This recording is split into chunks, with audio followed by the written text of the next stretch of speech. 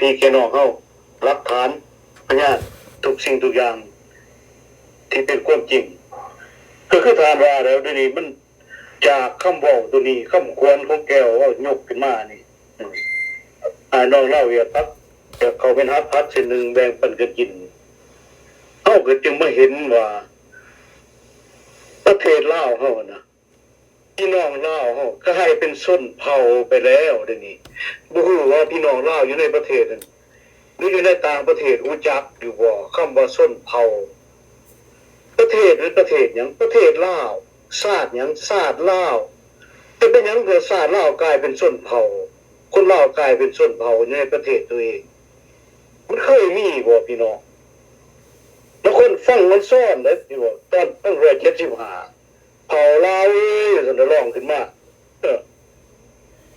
ต้องมันซ่อนบ่รู้จักวันนี้ในใจควบมันแม่นหยังพี่บ่แจกแยกบ่ได้ระหว่างส้นศาสตร์กับส้นเผาส้นเผามันคนส่วนน้อยอยู่ในประเทศลาวเฮาส้นเผาลาวมันเป็นเสื้อศาสตร์มันเป็นศาสตร์ลาวประเทศลาวต้องเข้าใจคำศัพท์ของภาษาลาวคันว่าเฮาเป็นคนลาวต้องตีเข้าความหมายของคำศัพท์ให้มันออกเห็นบ่คันซั่นตกในแผนการของเขาปั๊บคือเราเห็นในปัจจุบันนี้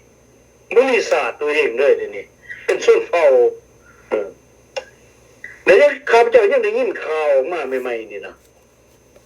ที่ว่าเจ็บแสบที่สุดคันเฮาได้ฟังคนลาวได้ฟังนะมันมีกองประชุมว่าซั่นเด้ของคณะภาคเพิ่นสิยก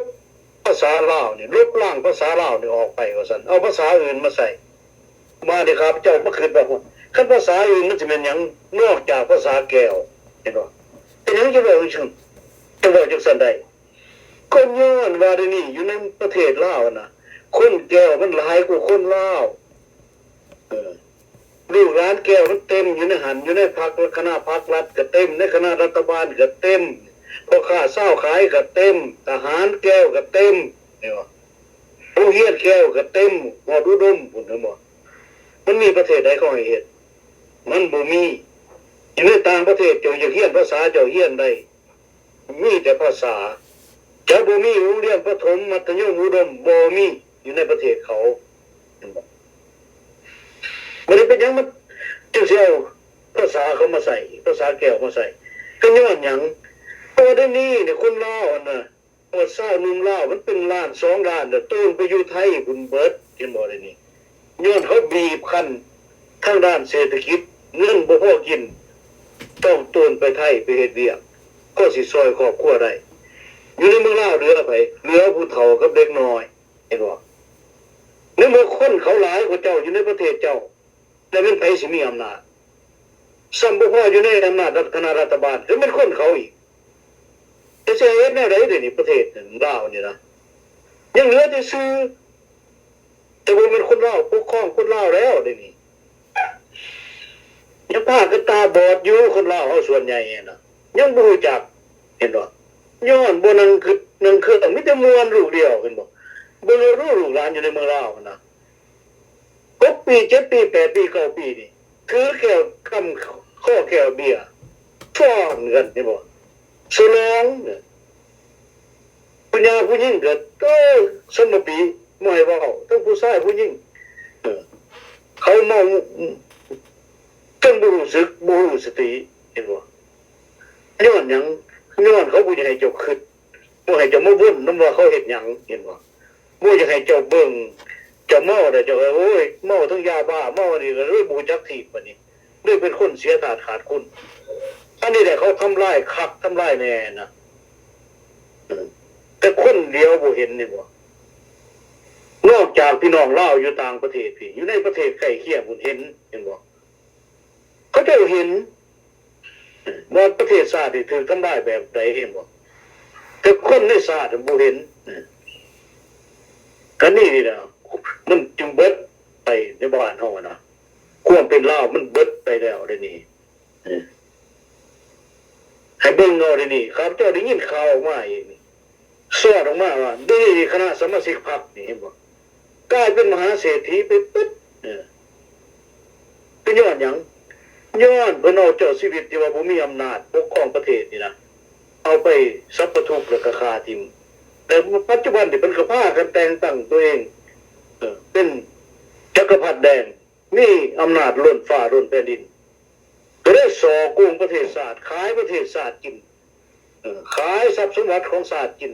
จนห่างจนมีแต่ละคนนี่มีเงินประจำตำแหน่งของตัวเองเห็นบ่นอกจากลดราคาแพงๆที่บอกประเทศเพื่อนบ้านเขาจะว่าบ่ฮู้ว่าเพิ่นเอาเงินมาแต่ไสว่าซั่นทุกไปเห็นอยู่เมืองลาวมีแต่รถยี่ห้อแพงๆว่าซั่นที่ว่าในประเทศเขาหายากแต่ว่าให้เบิ่งคักๆได้พี่น้องประชาชน80% ทุกอย่างปากมองขอทานกินทุกมื้อนี่มีแต่ได้แต่ขอทานพี่น้องต่างประเทศพี่น้องฟังขัวเพื่อนซ่านสิอยู่บ่มีก็ขอทานเขาสิกินบ่มีก็ขอทานนั่งขอทานลูกเดียวได้นี่ข้าพเจ้าเห็นนี่โอ้เป็นตาหนาสังเวชคนลาวหมดเลยสติปัญญาบ่มีหยังเลยหมดหมดบ่จักสิทำมาหากินแล้วก็บ่มีบ่อนสิทำมาหากินอีกพอเขามาญาติบ่อนทำมาหากินเด้หมดเลยเฮ็ดหยังก็บ่ขึ้นพอเขาบ่อนุญาตพวกนี้นะคันสิเว้าแล้วชาติกำลังยิบหายเขาเห็นในปัจจุบันนี้ประชาชนกำลังสิล่มตายกันอย่างหนักเป็นย้อนหยังย้อนไพ่เศรษฐกิจที่เขาเห็นอยู่ในสปปรที่หลายต่างประเทศเขาจะออกมาบอกออกมาเตือนว่าจะเป็นคือศรีลังกาอีกแล้วอยู่ในเอเชียบุรีประเทศใดวะสัตว์นอกจากลาวต้นขึ้นต้นมูสองมาจะเป็นประมาทกับเขมรอยู่ในเอเชียที่ว่าจะเป็นประเทศเจ๋งกลางทางด้านเศรษฐกิจมันก็แม่นความเขาเพราะว่าข้าพเจ้าว่ามันมีทางแล้วที่ว่ามันจะแก้ได้เราจะรู้แต่เขาอยู่นอกประเทศนี่เคยได้อ่านเคยได้สัมผัสทางด้านเศรษฐศาสตร์อ่านปุ่มเศรษฐศาสตร์นี่ก็หลายปีเบื้องประเทศแล้วมันไปทั้งนี้มาโลกมาเสงไปหมดแล้ววิธีมันแก้ข้าพเจ้าจึงว่าบ่สามารถจะแก้ได้พี่น้องเลยอยู่ในเมืองลาวนะ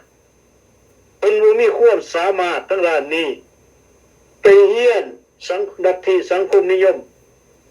สิมาเฮ็ดเศรษฐกิจแบบตลาด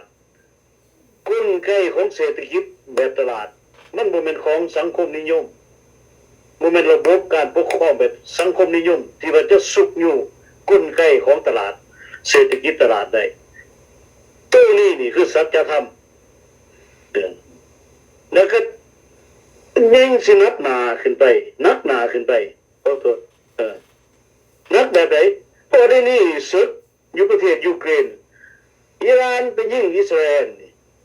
ศึกบนหันศึกบนนี้มันเห็นผลสะท้อนแนวใดผลสะท้อนก็คือราคาน้ำมันสิขึ้นพี่น้องอันราคาน้ำมันขึ้นแล้วทุกสิ่งทุกอย่างจะขึ้นการผลิตภัณฑ์อยู่ในโรงงานจากโรงงานก็สิขึ้นราคาการขนส่งก็สิขึ้นราคาสินค้าต่างๆก็สิขึ้นราคาวัวกับพี่น้องลาวอยู่ในสปปรนะที่ว่ากำลังเพิ่มจนกับไข้เงินเฟ้อนี่นะที่มันแก้บ่ได้นี่นะมันจะเฮ็ดให้สภาพการเป็นอยู่หนักหนาขึ้นไปคุยที่สิอยู่รอดก็มีแต่ว่ากลุ่มคนในพรรคของเพิ่นที่ว่าซอโกงกินประเทศชาติมีเงินอย่างหลวงหลายจนแล้วเอาออกมาฝากอยู่นอกประเทศเอาลูกเอาหลานหนีออกมาอยู่นอกประเทศก็คือสิเมนญาณว่าระบอบนี่จะไปบ่รอดต้องส่งลูกส่งหลานอันนี้ก่อนเพราะญาณลูกญาณหลานสิได้รับข้อรับกรรมจากการกระทำของตัวเองเพราะตัวเองบ่ยอมเปลี่ยนบ่ยอมเห็นแก่ศาสตร์แก่ประชาชนบาปกรรมมันจะตามสนองตัวเองคือสิคืดไล่จึงเดินสอกหาพี่น้องอพยพที่ว่าเป็นอพยพอยู่ต่างประเทศขอฝากลูกฝากหลานแน่เว้ยคือเราเห็นอยู่ในปัจจุบันคือฮู้ว่าลูกไปอยู่ไสเอาเงินเอาคำมาฝากอยู่น้ำไผความลับมันบ่มีในโลกอันนี้เราจะให้รู้จัก จะแก้ตัวก็แก้ไว้ถ้าจะเฮ็ดความดีเพื่อประเทศชาติก็เฝ้าเฮ็ดก่อนว่าจะไปเข้าหมอก่อนนะก่อนจะลงขุมดินก่อนไอ้ก็เฒ่าแก่แล้วสหายต้องรุ่นก็เฒ่าแก่แล้ว70ปลายแล้วมันบริเวณหนุ่มอยู่แล้วยังคิดบ่ได้อยู่บ่ก่อนจะตายก่อนจะเข้าหมอกระดูกเข้าหมอนี่คิดบ่ได้บ่ผู้สมาชิกพรรคหลายคนนึงคือกันนี่คิดบ่ได้บ่นี่คิดจะความโลภมากโลภาอยู่นั่นบ่เมื่อที่ว่าบ่เห็นแก่พี่แก่น้องบ่เห็นแก่ประเทศชาติบ่มันบ่มีไผจะเถื่อสิให้เซาดินในประเทศนี่นะ90ปีอยู่ต่างประเทศเขาเซานี่10ปี3ปีนี่เจรจากันเทื่อไหมเพราะเงินมันเฟ้อเด้ค่าเซามันก็ต้องขึ้นเห็นบ่เขาก็ต้องเจรจาเขาจะไม่แต่ระยะ3 ปีอันนี้เป็นวิธีการของเขามันบ่เซา99ปีแต่ว่าบ่มีเจรจาอีกเห็นบ่แล้วเรื่องเดียวจ่ายเงินไปแล้วโปะแล้วอันนี้ถ้าจงกราบเจ้าจังว่าเจ้าบ่ฮู้จักเรื่องกลไกของเศรษฐกิจแบบตลาดซ้ำบ่พอเราคนชั่วไปอยู่ประเทศโตเอาหมวดกลุ่มจารกรรมหมวดกลุ่มฆาตกรเข้าไปอยู่ในบ้านโตฆ่าคนโตตัวต้มคนโตคือหมวดสแกมเมอร์หมวดฆ่ามนุษย์อันนี้มันดีบ่มันเป็นการปฏิบัติกฎหมายที่ถูกต้องภายในประเทศบ่อันนี้แต่ผู้ขายอยากให้พี่ให้น้องให้ลูกให้หลานเล่าฮ้อนนะให้มีสติศาสตร์ให้รู้จักความเป็นศาสตร์ให้รู้จักว่าผู้ปกครองนี่เป็นคนประเภทใดเป็นคนดีหรือคนชั่วเห็นบ่เป็นคนเฮ็ดเพื่อบ้านเพื่อเมืองบ่เพื่อพี่เพื่อน้องบ่เป็นคนอยากสร้างสาพัฒนาประเทศชาติให้เจริญรุ่งเรืองบ่มันต้องได้ตั้งคำถามเพื่อสิให้แต่เขาเมาเหล้าอยู่หั่นเมายาบ้าอยู่หั่น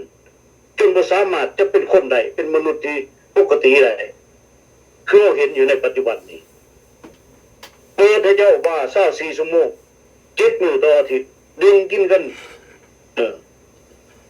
ฟ้อนรำกันอยู่หั่น7มื้อต่ออาทิตย์บ่เฮ็ดหยังเอาเลือดเจ้าเปิดให้เจ้าได้เสรีได้มันบ่แม่นเสรีแนวดีมันเสรีเกินขอบเขตเสรีจนบ่รู้จักทำมาหากินเสรีจนบ่รู้จักหักบ้านหักเมืองอันนี้จะขอฝากให้ลูกหลานเราให้ได้คิดนํกันอนาคตของหมู่ทานของลูกหลานหมู่ทาน